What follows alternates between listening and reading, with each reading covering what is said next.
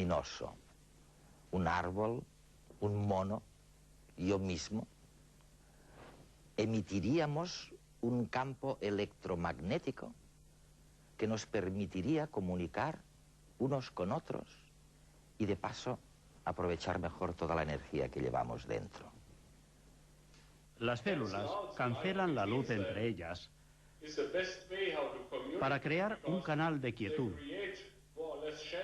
por donde luego comunicarse. Fritz Albert Popp, biofísico y vicepresidente del Instituto Internacional de Biofísica en Neuss, Alemania, ha estado nominado al Premio Nobel por el descubrimiento de la luz fotónica celular o biofotónica. Estoy contento de que al fin podamos hablar, aunque estés en Düsseldorf, Alemania, y yo aquí en Barcelona. Te decía que tenía muchas ganas de conocerte, porque el año pasado, por primera vez en mi vida, gracias a un microscopio de 2 fotones, pude ver a las células moviéndose, células de verdad moviéndose, y obviamente se estaban comunicando entre sí. Resulta que tú, en los años 80, empezaste a descubrir y afirmar que todos los organismos vivos, incluidas las células, emiten una luz ultra débil,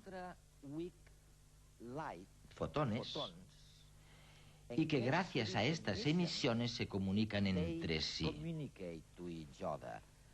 ¿Es cierto esto? Sí. De hecho, con solo unos pocos fotones se producen efectos cuánticos. No hablo de efectos clásicos. Tienen que ver con una radiación coherente. Y la radiación provoca que las interferencias en el espacio que existe entre las células sean mayores. Pero aquí la radiación es una radiación en la que se utilizan las interferencias como una forma de comunicación. Los fotones que emiten las diferentes células interfieren y hacen que las interferencias sean mayores entre las ondas que emiten las células. Las amplitudes de los campos eléctricos provocan principalmente interferencias destructivas, así que la radiación entre los sistemas, en este caso las células, desaparecen, mientras que por otro lado la intensidad dentro de los sistemas es mayor porque se tiene que conservar la energía. Esta es la forma de comunicación entre las células. Todas las células se comunican con patrones ondulatorios específicos.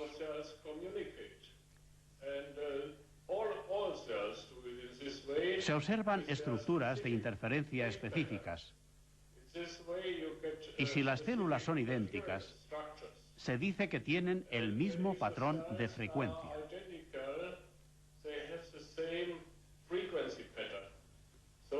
Esto es como decir, más o menos, que tienen el mismo patrón de interferencia. Y esta también es una forma de identificación entre ellas.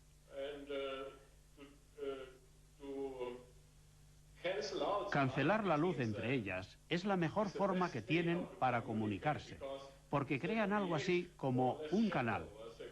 Crean una zona de quietud.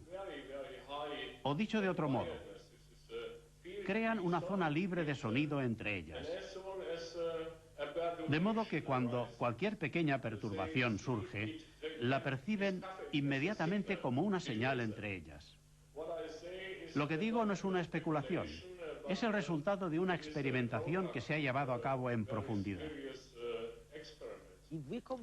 Si nos comunicamos a través de campos electromagnéticos, mediante los fotones, y si resulta que los fotones son únicos, son los mismos para todo el mundo, ¿quiere decir esto que hemos abierto la posibilidad de que los árboles puedan comunicarse con los humanos? ¿Que los humanos puedan comunicarse con los animales? ¿O los árboles entre sí?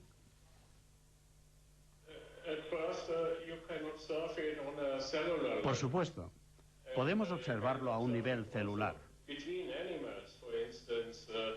También podemos observarlo entre los animales. Por ejemplo, entre las dafnias se observan claros efectos de luz y creación de canales dependientes de la distancia, de modo que usan esta posibilidad para producir poblaciones. Y el mismo efecto sucede también entre las células de un organismo. Por ejemplo, entre nuestras células, en nuestro cuerpo. Este tipo de comunicación es responsable de la formación de los órganos, del hígado, del riñón, porque las células utilizan esta forma de comunicación también para crear estas fuerzas que las atraerán entre sí, o para comunicarse, o para decirse qué es lo que tienen que hacer. La información se manifiesta de esta manera, incluso dentro de una misma célula. Muchas veces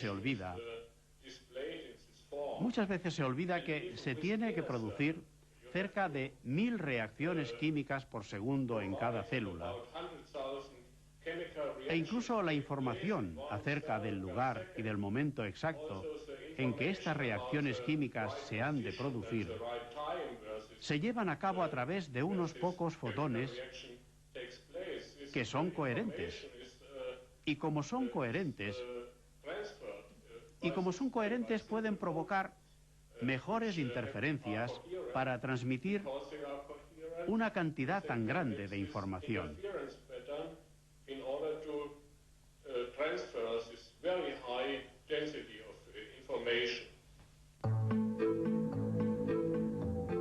Hasta ahora se creía que solo unos pocos seres vivos, como extraños peces de las profundidades marinas o las luciérnagas, eran capaces de emitir ondas lumínicas, el mismo tipo de ondas que emite el Sol, que se denominan fotones.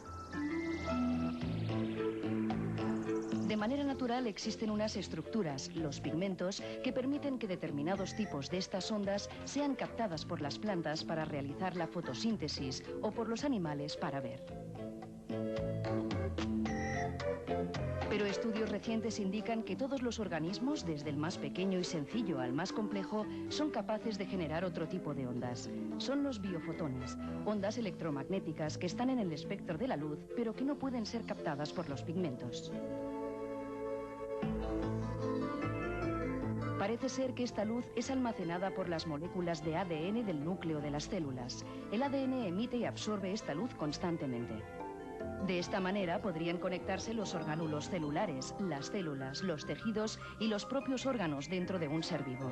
Incluso podrían constituir un sistema de comunicación global entre los diferentes organismos vivos de la biosfera. Si se confirmase esta teoría, podríamos quizás llegar a entender ciertos procesos que resultan todavía misterios para la ciencia. Por ejemplo, sabemos que existe un mecanismo mediante el cual los árboles se comunican entre ellos en situaciones de peligro. Y nosotros mismos nos comunicamos de manera muy intensa con nuestras mascotas y otros animales. Quizás esta comunicación tenga un origen biofotónico, que podría explicar incluso por qué algunas personas que cuidan con especial dedicación a sus plantas obtienen buenos resultados. El reto de llegar a cuantificar estas emisiones de luz invisible es la base para una nueva ciencia que revolucionaría nuestra concepción de la vida. Siempre habíamos pensado que las enfermedades eran el resultado de una especie de desorden bioquímico. Pero de acuerdo con tus razonamientos, podríamos pensar, o por lo menos, podríamos suponer, que la enfermedad sea también el resultado de un desorden electromagnético, un desorden en las ondas de fotones. Oye, ¿cierto? Sí, los campos y la materia van muy unidos en un sistema vivo. El avance de uno depende de la reacción del otro. Para conseguir una reacción química se necesita un fotón. Uno de los componentes de esta reacción química tiene que ser estimulado o excitado por ondas electromagnéticas. Deben excitar los estados electrónicos del sistema.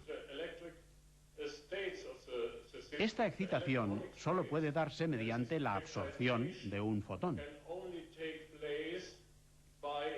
De hecho, este es un acontecimiento muy corriente que puede encontrarse en los libros de texto de química. Este es el motivo por el que la velocidad de reacción de las reacciones químicas aumenta en función de la temperatura.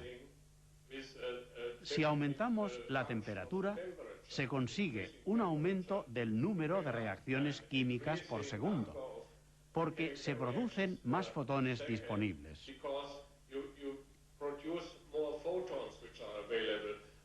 Pero la principal diferencia es que en un sistema biológico no se produce radiación calorífica en esta pequeña reacción, sino biofotones. Se produce un pequeño número de fotones y no es necesario tener un número elevado de ellos para conseguir un gran número de reacciones químicas. ¿Por qué ocurre esto? Porque en cuanto se da una reacción química, el fotón es devuelto hacia el campo.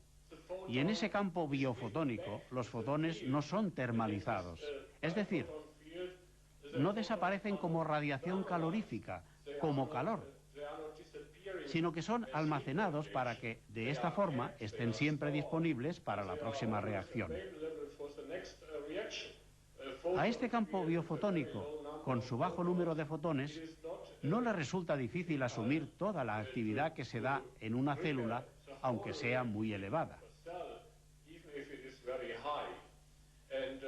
La información siempre queda almacenada en el campo y puede ser utilizada por otras células en otra ocasión. Puede decirse que en los sistemas biológicos existe una especie de matrimonio entre el campo fotónico y la materia bioquímica. Uno es necesario para entender el comportamiento del otro. Es imposible separar su estudio. Si se tiene en cuenta solo una de las partes, se cometen muchos errores.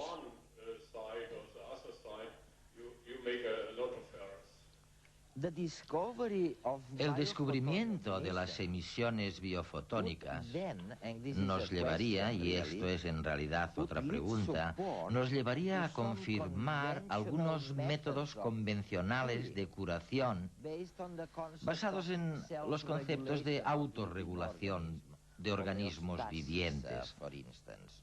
Me estoy refiriendo a la homeostasis o incluso a la acupuntura. Yo sé que existen muchas investigaciones que relacionan de alguna manera las propiedades de la emisión fotónica con anomalías biológicas o determinados patrones de crecimiento o de diferenciación de células en el proceso de morfogénesis. Oye, ¿estoy diciendo cosas serias? Me gustaría puntualizar que puede parecer muy sencillo explicarlo afirmando que estos fenómenos pueden observarse con solo decir que hay ondas electromagnéticas implicadas en ellos. Es muy difícil hacerse una idea exacta de lo que ocurre en la acupuntura o en la homeopatía, por ejemplo. Todavía son solo especulaciones. Como he dicho antes, es muy difícil encontrar evidencias experimentales de unas fuerzas eléctricas de tales dimensiones, porque nuestros instrumentos no son lo suficientemente sensibles para detectar estos patrones de sensibilidad tan complejos y de tan baja amplitud.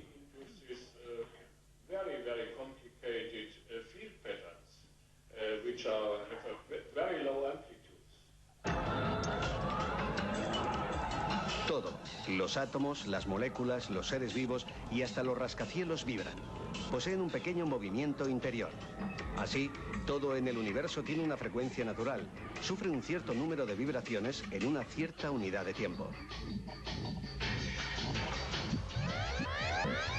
Entre otros fenómenos físicos, cuando la frecuencia de una fuerza externa es igual a la frecuencia natural del sistema con el que choca, la energía se transfiere a ese sistema y la amplitud de las oscilaciones se incrementa. A esto se conoce como resonancia y es el mismo fenómeno que explica la absorción de la luz. Pese a que en principio parece una palabra inocente, la resonancia es capaz de romper copas cuando la frecuencia de la voz del cantante coincide con la del cristal o incluso echar abajo puentes. Así, en 1940 el puente suspendido de Tacoma en Washington se colapsó al entrar en resonancia como consecuencia del efecto del viento. No hubo pérdidas humanas, pero significó un cambio en la historia de la ingeniería de puentes y el inicio del estudio de su aerodinámica. Por esta razón, desde entonces los ejércitos, cuando entran en un puente, rompen el paso para no provocar su hundimiento por resonancia. De igual modo, nuestro corazón amplifica también su latido cuando resuena con algunas músicas y aún a un nivel más profundo, el neurólogo Rodolfo Llinás explica cada fenómeno de experiencia como una conjunción entre la percepción del mundo externo y el contexto interno de cada uno, la cual se realiza en el hipotálamo a través de columnas de neuronas capaces de resonar a una frecuencia determinada. Si esto es así, podría ser posible que determinadas terapias alternativas que exponen al cuerpo a oleadas de frecuencias electromagnéticas puedan producir una mejoría en ciertas enfermedades gracias a una resonancia favorable. En el campo de la medicina oficial, la estimulación magnética transcraneal es un ejemplo de cómo un campo electromagnético externo puede manipular la respuesta de las células neuronales.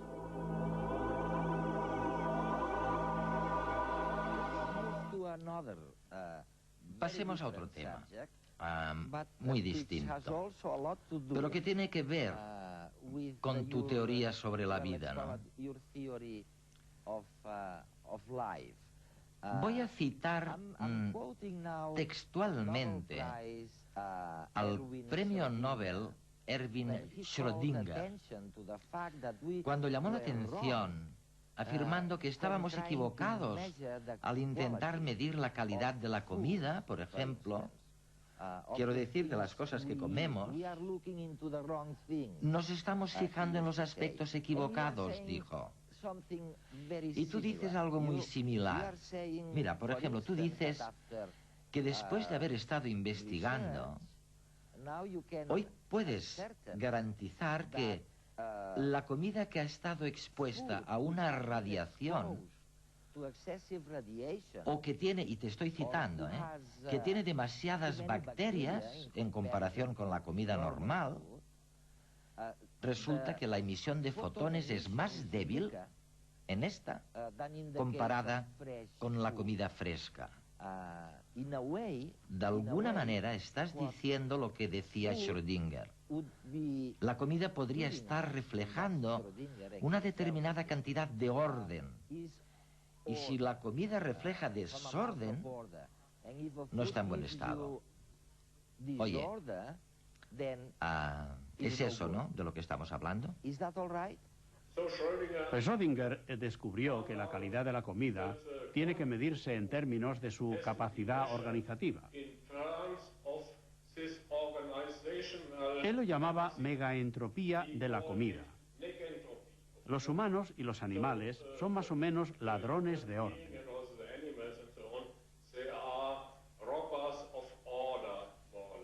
Nuestra idea era medir esta capacidad organizativa de la comida mediante la interacción de fotones, porque las plantas viven de la luz del sol. La luz del sol es una comida natural de las plantas y también de los humanos y los animales, en el sentido de que se alimentan de plantas que tienen fotones almacenados.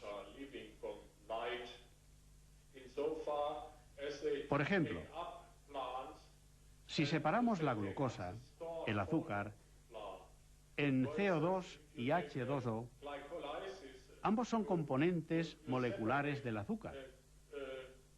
Pero también ambos contienen luz del sol, almacenan luz del sol. Y nuestro cuerpo aprovecha el CO2 y el H2O del azúcar. Y el resto es luz del sol, que permanece en nuestro cuerpo mientras el CO2 y el H2O desaparecen.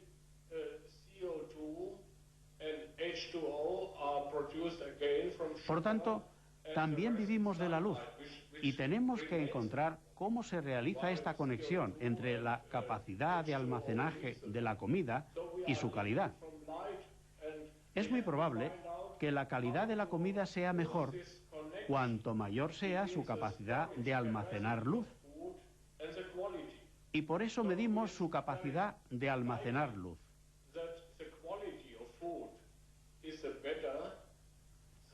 Esto parece muy sencillo, explicado así, pero es mucho más complejo.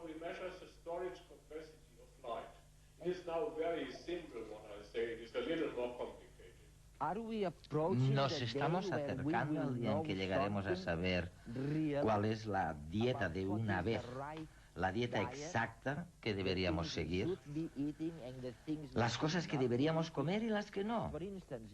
Por ejemplo, tú dices que no es tanto una cuestión de cantidad, es una cuestión de la potencia del campo bioeléctrico, de las interacciones entre diferentes productos.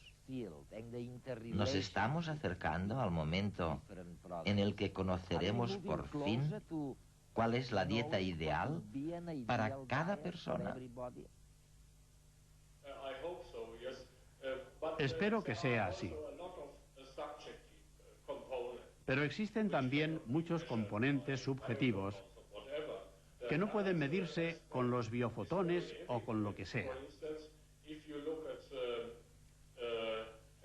El tema de la salud es muy evidente si observamos algunas enfermedades en diferentes culturas o naciones. Voy a ponerte un ejemplo. Los americanos llevan unos 40 años alimentándose de conservas y comida preparada, y eso les está causando muchos problemas. Mientras que los chinos, en China, en general, no pueden permitirse la comida preparada, simplemente por motivos económicos. Ellos mantienen una salud muy fuerte, no ya a los jóvenes, sino incluso cuando son ancianos.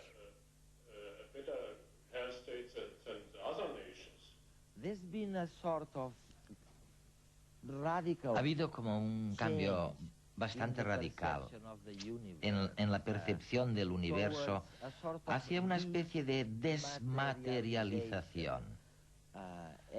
Y por supuesto, tu aproximación bioenergética está en esta línea. ¿Crees de verdad que tu investigación nos está llevando a una teoría futura de la vida? Una teoría que sería muy distinta de la concepción químico-molecular a la que estamos acostumbrados. Los sistemas vivos, comparados con otros sistemas, los sistemas vivos, como digo, se diferencian en que la interacción con la materia es muy estrecha. Son dependientes el uno del otro. Ambos se influencian entre sí. Y este es un aspecto completamente nuevo. Está muy lejos de la visión de la vida desde el punto de vista de que la interacción entre las moléculas es baja. Por supuesto, es necesario saber que las moléculas están implicadas porque pueden llegar a influenciar a todo el campo, pero no es suficiente. Sería como si tú trataras de describir una moneda solo por una de sus caras. Tienes que mirar ambos lados para tener una imagen completa.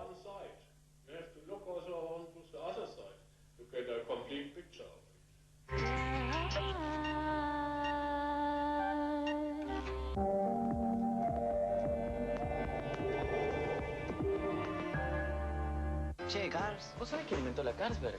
Un argentino, boludo. No tenía